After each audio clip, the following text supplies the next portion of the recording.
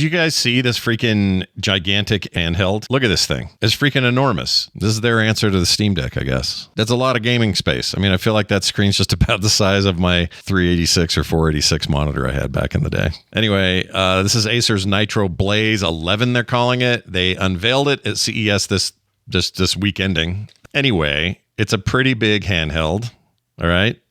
To be exact, it's 10.95 inches, 144 hertz. That's pretty good. This is using a WXXGA screen, touchscreen, significantly larger than the Steam Deck, which is at 7.4 inches. I still think that's pretty freaking big. This thing weighs 2.3 pounds, which is a comparison. Steam Deck is at what, 1.41 or so, somewhere in that range. So your portability and ergonomics might be somewhat questionable with this thing. Just imagine yourself in an airplane, sitting in your seat, boop, pulling it out. Although I should mention the controller, I guess what they would call Joy-Cons, their version of that, they can't call them that, but the Joy-Con-like controller slabs on the side, they come off. So I suppose when you're packing this thing, you could, pack it in a much smaller 11-inch pouch and then have the controllers sort of separately hanging out or whatever. So I guess that's something. It also includes a built-in kickstand. I don't know how sturdy that'll be. I have nightmare memories of how bad the one for the Switch was, so I wouldn't hold my breath on that. But for 11 inches and that much weight, maybe it's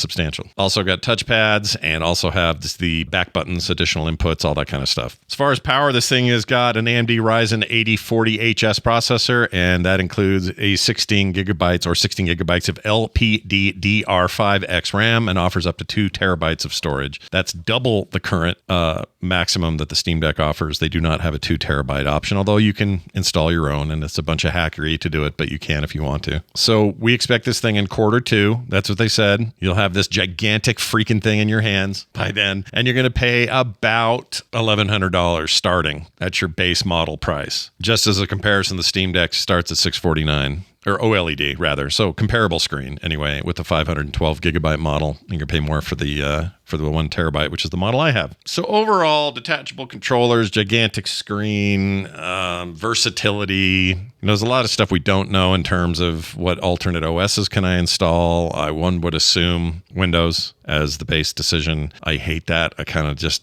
really bristle at a handheld running Windows. I don't know why it bugs me so bad. It just does. That's why I haven't jumped at any of these others, the ROG Ally or any of that. Not that I really need to, but now that Steam OS is going to start shipping with a lot of these handhelds, maybe that's an option here as well. So I don't know. We don't know yet, but maybe by the time this thing goes up for sale, it'll be interesting. The Lenovo's a big player, and now they got a big giant freaking handheld. Are you going to hold this in your lap and go wee all the day long, or are you going to skip it? I'm curious. So leave your stuff down in the comments and tell me what you think of this freaking behemoth.